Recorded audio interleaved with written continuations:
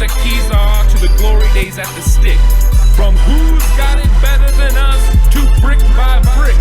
It's always the 49ers way, from off-season to game day. Yeah, we talk back. It's the 49ers Cutback.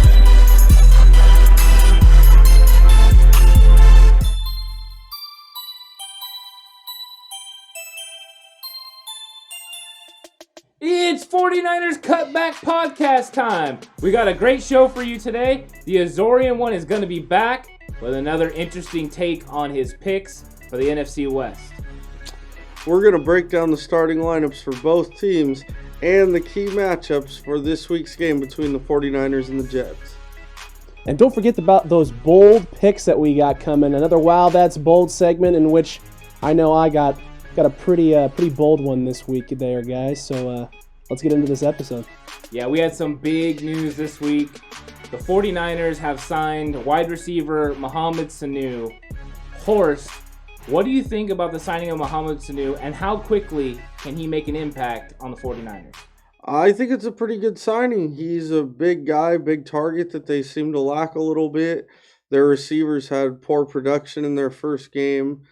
Sanu played for Kyle Shanahan in Atlanta. He had his best years under Shanahan in Atlanta. He's fallen off a little bit the last couple of years. The 49ers were able to pick him up on the cheap. And let's see if we can rekindle some of that magic that he had when he played for Kyle Shanahan. I think he'll be on the field this week, but I don't see him getting more than maybe 15 to 20 snaps. He's only going to practice one day. So I think it's going to be another week or two down the road before he has a big impact. But it is nice to have him out there even this week for minimal snaps because he's an experienced wide receiver. He's an NFL receiver. And last week the 49ers receivers didn't even look like NFL receivers. Yeah, and the big thing with this too, not just the fact that he's comfortable with Shanahan's system already, but he's a vet. He's a professional. He knows how to play at a high level. He played really well for the New England Patriots last year. He's been solid during his time in Atlanta. I think this is a good signing. This also may say a little bit more about Kevin White and maybe his lack of readiness if they're not comfortable bringing him up and they're willing to go out and sign a guy like Sanu, who there were reports coming out of Patriots training camp that he just looked like he was a step slower. Maybe he wasn't 100% healthy. So maybe he's there now. I don't expect much from this over the first couple weeks here that we just signed him. Maybe 3 weeks in, if Debo's not back yet. I think this is a long-term investment. I think more than likely he'll be a weapon for us 6-7 weeks into the season. He's just right now a guy that we're bringing in, hoping we can get something out of, but I don't expect there to be much off the get-go. I think it's an instant infusion of just kind of some energy because you got this guy coming in. He's wanting to make a quick impact right away. He's really wanting to get going, and the 49ers needed something. You just felt like there was something lacking in the receiver position. Very critical of them. A lot of people were very critical of them this week. I thought they weren't targeted enough, but I think people are taking a look at the receivers and just saying, you know what, they can't get open. This guy is a proven commodity. He can get open. There's a lot of naysayers saying he's 31, he's lost a step. All that could be true, but it doesn't mean he can't still succeed in the NFL. And he understands the system, which means he can relate to the system really fast. He's got to pick up the little things that are different from Shanahan's system in Atlanta to now. There's little nuances and things that are different that he's going to have to pick up. But if he does, he can still make an impact. And I think that early on, he can still make an impact on Sunday if he plays because he can still run quick screens and stuff, things that maybe he's used to in the system before. And, I mean, how hard is it to tell someone, hey, line up here and do this? And he already knows all three positions in the system, so the verbiage isn't going to be that hard to fix. Wait, guys, we have breaking news. We need to go to New York where there's going to be a live interview with the Jets head coach. Oh, my goodness. All right, yeah. Let's check it out.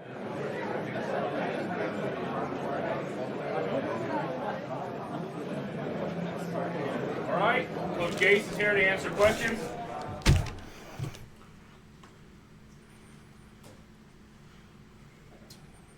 We got, let's go with you over there. Hey, Coach Sherelle Rivas of Island Sports here. People say Frank Gore is an ageless wonder, but realistically, how many carries can he handle?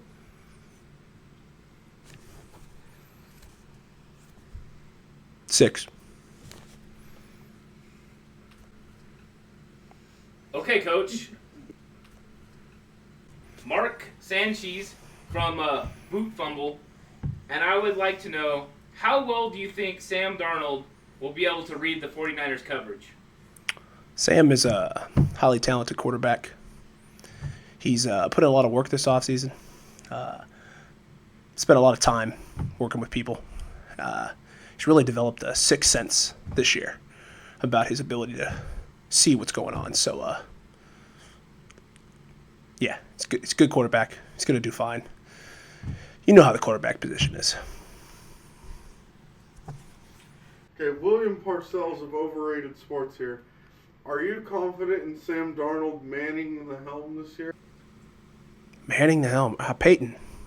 We've had some talks with Archie. We're looking into whether or not Manning can still play at this level. He seems interested. Really interested. I think he'd be a great fit here in New York. Eli too. We wouldn't mind Eli. It's kind of wrong how he went out in New York with the Giants, and hopefully we can get one of them in here if they're interested. Brad Jennington from Short Arm Sports, and I would like to know, who is your favorite Jet of all time? It's a tough one. A lot of good choices. Not really a Jet guy, to be honest with you. B-52 Bombers. Big fan. Hi, Coach. Rex Bryan from Foot Forward Football Talk. Wes Welker said it's weird playing in front of no fans. How is it going to be playing in an empty stadium? I didn't realize this thing was going to be empty. We got 2 teams of 50-plus guys, some coaches, 185, 190 people. So, not awkward, not weird. Is that it? We're good. All right, Coach, that's it. Appreciate it.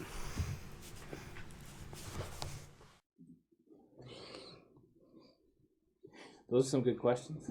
The questions are great, but what? A B-52 bomber? Does he? Maybe he's a history buff. I don't know, man. That was My favorite question was from Mark Sanchez. sounds familiar. I'm not gonna lie. I don't know. I feel like I've heard that name somewhere before, but good on you there, Coach Ksenia. Good interview. Great questions, great answers. Let's get on with the starting lineup, starting with the 49ers offense and the Jets defense.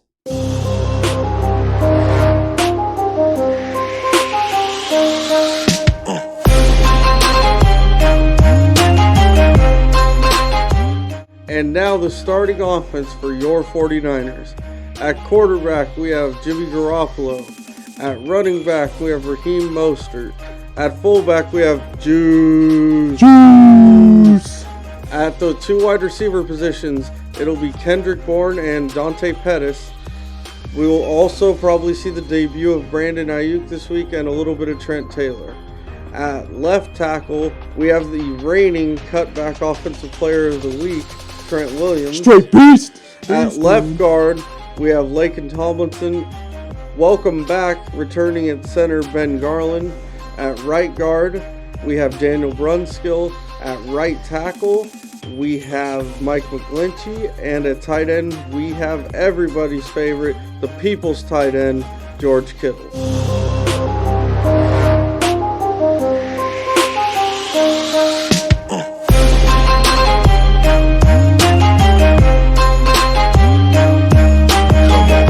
And the starting defensive lineup for the New York Jets, the blitzing Jets. Boo. Right defensive end, we have former 3rd pick overall Quinnen Williams. Nose tackle, Steve McClendon.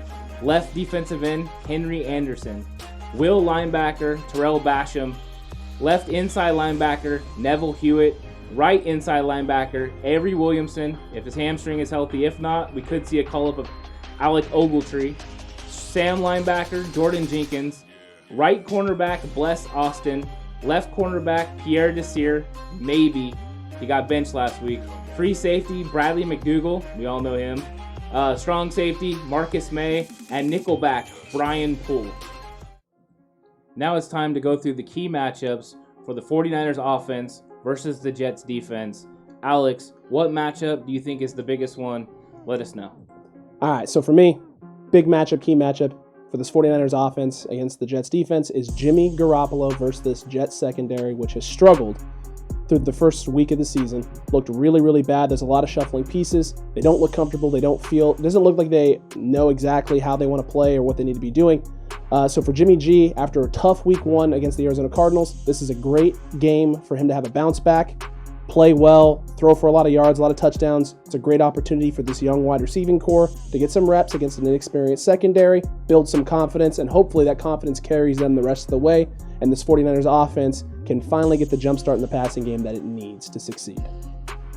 Yeah, my key matchup is similar to Alex's, except it's the 49ers wide receivers winning their individual matchups against the Jets defensive backs.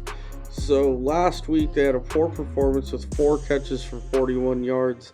This week I'm talking Kendrick Bourne and Pettis especially, but also Ayuk, Trent Taylor, and Mohammed Sanu if he does make his debut. For all those guys to take advantage of the Jets secondary and win their man-to-man matchups, win their matchups against zone, get open, and make life a little easier for Jimmy Garoppolo this week. The Bills threw for 312 yards last week. With all due respect, the Bills were a playoff team last year, but they definitely didn't get there riding their passing attack. So I think if the Bills can throw for that many yards on them, the 49ers can really go off on them this week. And they probably need to, like Alex said, to build confidence in that young wide receiver core. My key matchup is going to be Kyle Shanahan against defensive coordinator for the Jets, Greg Williams. I think this is going to be a key matchup because Kyle has to figure out the blitz. Nobody blitzes like Greg Williams blitzes. They were 3rd in the league last year in blitzes. Nobody sends more DBs besides the Ravens than the Jets. So being able to pick up on what the Jets are going to do at a particular moment is going to be huge for the 49ers. So I think you're going to see a lot of RPO, and I think you're going to see a lot of screens. And the Bills hurt them with screens last week. So that type of thing can be dialed up. Now, Jimmy's still going to have to get the right guys in the right spots and make the right call, but Kyle's going to have the right game plan in to stop Greg Williams' blitz. And if he does, there's going to be huge plays because the Bills cannot get home with 4 guys. They run a 3-4. They can't get home with 4 pass rushers. They have to have at least 5 that come. In fact, they send 6 a lot of the time. So I think that the 49ers have a big chance to make some big plays this week. The offense is going to open up huge. So yeah, 49ers, Kyle Shanahan against Greg Williams is going to be a good matchup. And also, I went back and looked. They've met twice. The first year Kyle was an offensive coordinator and Greg Williams got the best of him. No turnovers, but a couple of sacks.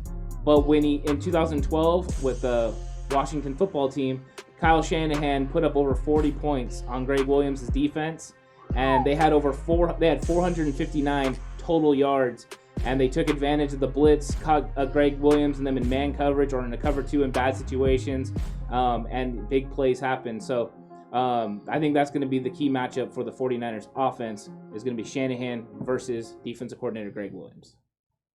Oh, hey guys. Well, we're taking a little break in the video. Why don't you go ahead and go down and like, comment, and subscribe down below. Game is over. The New York Jets are the world champions.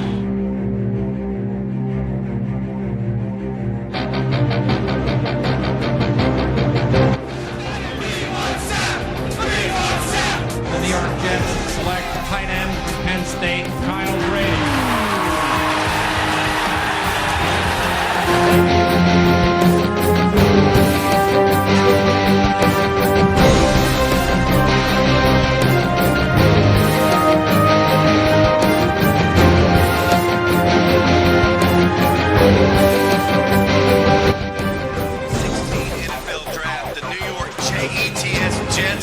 Select quarterback Christian Hackenberg, Penn State.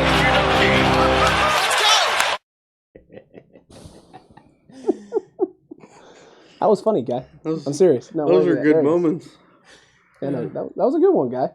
This guy's sneaking stuff in on us. Jets. Jets. A lot of booze in Jets history. Yeah, not some good stuff there. And speaking of something to laugh at, now we're going to the Jets offense.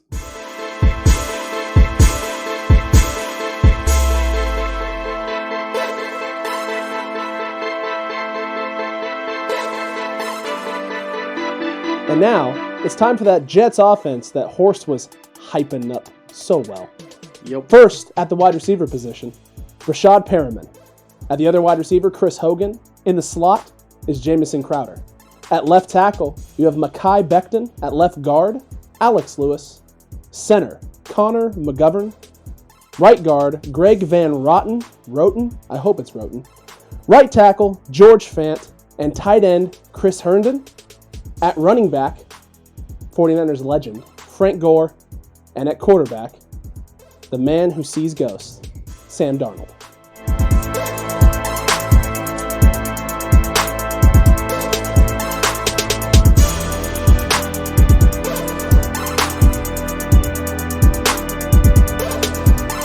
And now it's time for your 49ers defense. At right defensive end, Nick Bosa. At defensive tackle, Solomon Thomas. At nose tackle, DJ Jones. At left defensive end, Eric Armstead with D Ford mixed in. At will linebacker, Quan Alexander. At Mike linebacker, Fred Warner. At Sam linebacker, Dre Greenlaw. At right cornerback, Emmanuel Mosley. At left cornerback, Akilla Witherspoon. At free safety, Jimmy Ward. And at strong safety, Jaquiski Tart. You guys might have noticed when he read the starting lineups on the defense that Richard Sherman was not out there. And that is because Richard Sherman was put on the injured reserve for at least 3 weeks with a leg injury. What do you think about that, Anthony?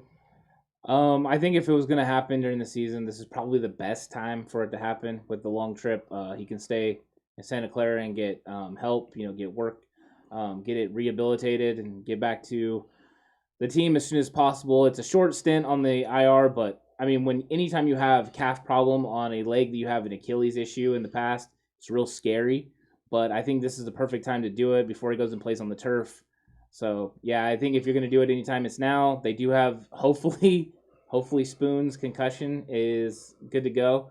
But I mean, Alex, is that what you're thinking? Or Yeah, it's just like a kick to the gut, man. With all the injuries that have happened at the receiver position, Warner getting thrown onto the COVID list right towards the end of training camp, panicking there. Richburg isn't good to go to start the year off. Debo with the foot injury. Ayuk with the hamstring. We can't catch a break. I don't know who out there in 49er faithful land did something to piss off the football gods. Everyone needs to start atoning right now because we can't afford to keep having guys like this go down. He's too key and too important to this defense. This is the time for it to happen. This is the easiest stretch of the schedule is right now, these first 5 games of the season. Let's just hope that he can stay healthy, that this isn't a long-term serious injury. Horseman, how you feeling about it? Anything? Yeah, I'm not exactly excited about it. I don't think it's a huge deal. We should be able to get through the Jets and Giants without Sherman. The Eagles going to be a little bit of a struggle. They're going to come out and sling the ball around. So Witherspoon, Verrett, whoever's playing that position that day is going to have to bring their A game. But like Ant said, it's good that it happened now rather than towards the end of the year. And if they make the playoffs, they wouldn't have him at full strength. So that's the good part of this. He can, like you said, stay home, get strong, get ready. From what I understand, it's not necessarily a 3-week injury, but it's just something they're being very careful with. And that 3 weeks is like a week extra of time to get him back and get him healthy. So hopefully not too big a deal. Yeah, hopefully Richard Sherman, you get back good and ready. We look forward to it, man. Stay safe, stay healthy. Come see about us. Come see about us as well. Now, let's throw it off to these key matchups for the 49ers defense against this Jets offense. My defensive key matchup for this game is the 49ers defensive line against the Jets offensive line. Coming off a week in which they let Kyler Murray run all over them and make them look a little bit foolish. I think we're going to see a very angry and ready to play 49ers defensive line coming. And they're playing against the Jets defensive line or offensive line that most people aren't very afraid of. They start rookie Mekhi Becton at left tackle. Although he is huge, he hasn't done anything in the NFL yet and didn't look great last week. And at right tackle, they start Seahawks cast-off George Fant, who wasn't good enough to be on the Seahawks' not very good offensive line. He's graded a 58 in Pro Football Focus last year, and he graded a 62 last week. So the 49ers have a chance there to really take advantage of their strength on the defensive line. And we're talking the entire line here, but especially look for Bosa and D Ford to get going. Bosa missed a lot of opportunities that he could have had. He beat his guy off the ball, but quite a few times did not get his hands on Kyler Murray when he had the chance. Same thing with D Ford. We're looking for Eric Armstead to get more pressure up the middle, and we're looking for guys like Kerry Hyder, and maybe Javon Kinlaw comes in and gets his first sack. Okay, I think we're going to see a much improved defensive line performance across the board against this offensive line. My key matchup for this game, and the big thing that I took away from watching that Jets offense the first week, the only talented guy in the front line looks like Chris Herndon to me. Chris Herndon is a very talented receiver who has struggled with injuries the last couple of years. He's stayed healthy so far. There was a little bit of a scare beginning of this week whether or not he was going to be good to go. It looks like he's going to be all right and A-okay. So I'm looking forward to this matchup between him and Quan Alexander. Quan is kind of our go-to guy out in the flats and just covering tight ends, other than K'Wan Williams, who we know covers a lot in the slots and those type of positions as well. But I have a feeling that the 49ers are going to use Quan, a lot this week. That hot boy, the hottest of the hot boys, Mr. Alexander, against Herndon to let Fred Warner and Dre Greenlaw focus heavy on that Jets run game, as well as maybe even send them on some blitzes. We did see Robert Saleh last week sending a lot more pressure than we have in the past. There were a lot more blitzes than we typically use. In 2019, we were one of the fewest blitzing teams in the league. Against the Cardinals, we sent a lot more pressure. So that means probably a lot more opportunities for guys like Quan in space and even K'Wan Williams to be going up, head up, one-on-one potentially with a guy like Chris Herndon. I'm looking forward to that matchup. I think Quan has the edge. It's going to be a big one this week.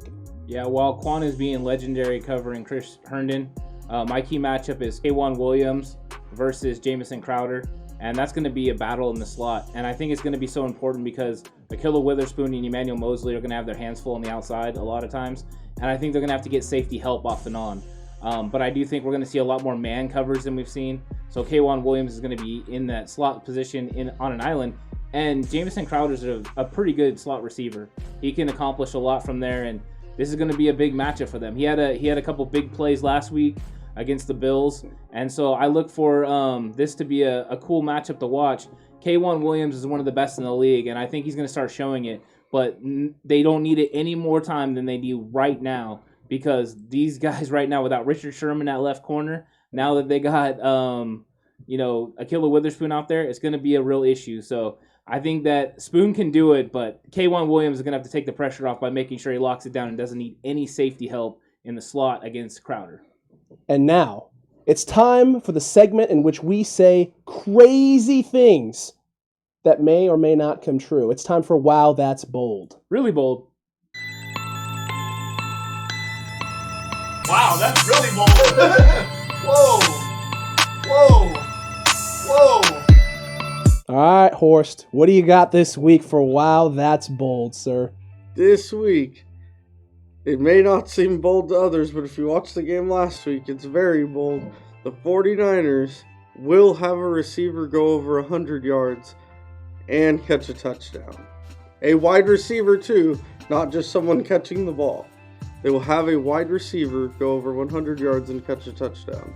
That's pretty bold. That's bold, man. That's bold, especially after last week, man. Holy cow. All right, faithful.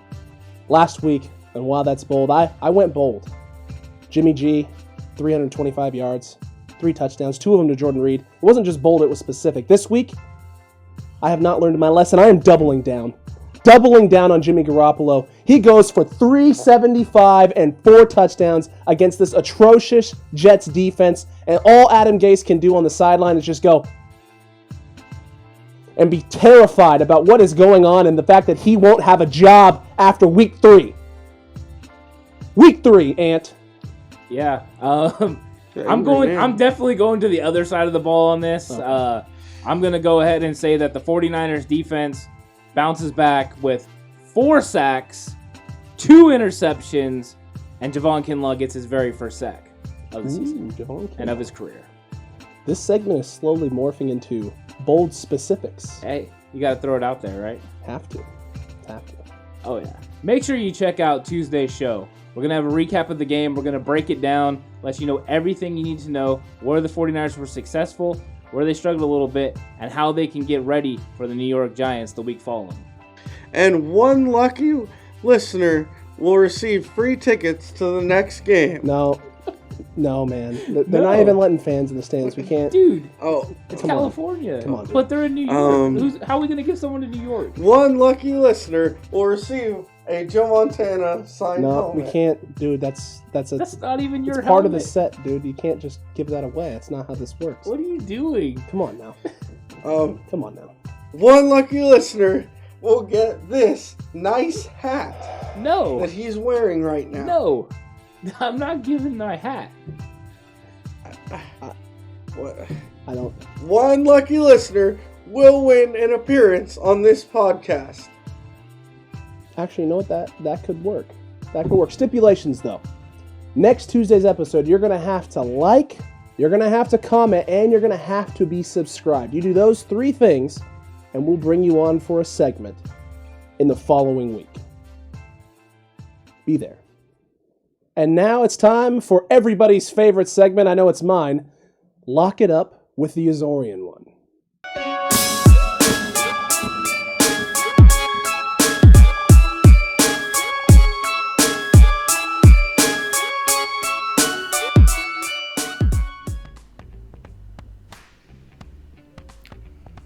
Okay, so things didn't quite go the way we had hoped they would last week. No, they didn't. We were winning, and then we weren't winning. It was a punch to the gut. It was a slap to the face. It was like we were Hawkeye when Black Widow sacrificed herself for the Soul Stone. It was supposed to be me. We could sit here and we can go over what happened and what went wrong, what led to it. Kittle getting hurt shook him up, therefore shook the team up. There's too many fans there. It might have been the fans. I think the power went out. Did the power go out? Hydra. Whatever it was, that was last week. It's gone. It's in the past. It's a new week now. And now it's time for us to take back control and be the Niner Empire that we are. All right? So with that said, here are my picks for this week. Week 2 in the NFC West. I say the Eagles take out the Rams. I got the Cardinals taking out the Washington whatchamacallits. I got the Patriots handling the Seahawks. And our boys, the 49ers, bouncing back and taking out the Jets. Jets, shut up. All right. It's bounce back week. Bounce back week. Last night I took a L. But today I bounce back. That's what we do. That's what we do. We bounce back. Again. Love that, man. Yeah. It's awesome. He's good. He's good stuff, man. It's good stuff. Some different picks. I'm a little surprised by some of the teams he went with. Yeah, it's a little bit different. Horst. So let's pick these games. Horst, who you got? Rams at Eagles. I see this being a close one, but I think the Rams defense will give these depleted Eagles too much of a problem and hold them off. I think the Rams win 24-20. I got a similar team there. I'm going to go with the Rams. I'm going to go with a low-scoring affair. It doesn't really seem like the Rams' offense has it fully dialed in yet, and the Eagles for sure do not have anything figured out. They do get Miles Sanders back this week. They get their left tackle back as well. That should help them a little bit, but Carson Wentz is still working with the same thing Jimmy's working with. Not much of a receiving core. Rams 16-13. Yeah, I didn't see it the same way as you guys. The Rams are going to Philly. Philly's going to handle business 24-20. Philadelphia over the Rams. Did the same score? We did have the same score. My word. Okay. All right, then. We'll throw it back to you, Mr. Asterix, on your 1-2 record there. For the next game on the list, the Washington football team at the Arizona Cardinals. What do you got, sir? Well, the Cardinals are playing against a football team, and I have them pulling it out 21-17 in a tough game. Whoa, I almost said it. You did. That football team's That football defensive team. line it's a rough group. I think they're going to give Murray some problems, but I do think he's, just like he did against the Niners last week, he's got enough magic in him to pull this one out. 21-17 Cardinals. 21-17 Cardinals. A little bit different. Same score. But the Washington football team, 20-17. I think they're the big shock surprise of the season. I don't think it lasts. I think everyone is building, shaking some rust off and things. But I do believe that they are highly underrated, especially with their defense. Their defense is solid, it's stout. And I think they are a little more healthier on offense, that they can make some of the plays that the 49ers didn't make in order to get themselves over the hump and get that win. If this game was in Washington, I might agree with you, but it's in Arizona. So I'm going to go ahead and I'm going to go with the Cardinals 27-14. I think they're going to handle business. I didn't like what I saw from the Washington football team's offense. I thought it was lackluster, to say the least. The defensive line is really good, but I just don't think it's enough. I think the Cardinals will get it done. Horst, you want to take off with the whole New England versus the Seahawks? I know everyone thinks they're down, thinks they're not a good team this year. I have New England going into Seattle and beating Seattle 28-24. Cam's going to dance on them, all over them. Can't stop them. Man, Horst, did you look at my sheet before we did this or something? No, man? I can't read. I can't read. Oh, my goodness, because this dude just stole my thunder. I have 27-24 New England with Cam Newton going for 2 rushing touchdowns and a throwing touchdown, a passing touchdown. I think this New England team is highly underrated. I don't think people are looking at them seriously and taking them seriously. I don't think that they are as bad as people think they are. The defense definitely isn't the same defense it was last year, but it's Bill Belichick. And if there's one thing that everyone knows about Bill Belichick, is he's always got something up his sleeve, and he's got something for Pete Carroll this week. I don't see it the same way as you guys. I got the Seahawks. They're going to hold down the fort, unfortunately. But I think we got gum chewing over the foot long this week. No say it. And I think that Mr. Unlimited is going to be just enough to get it done and beat Cam Newton in New England.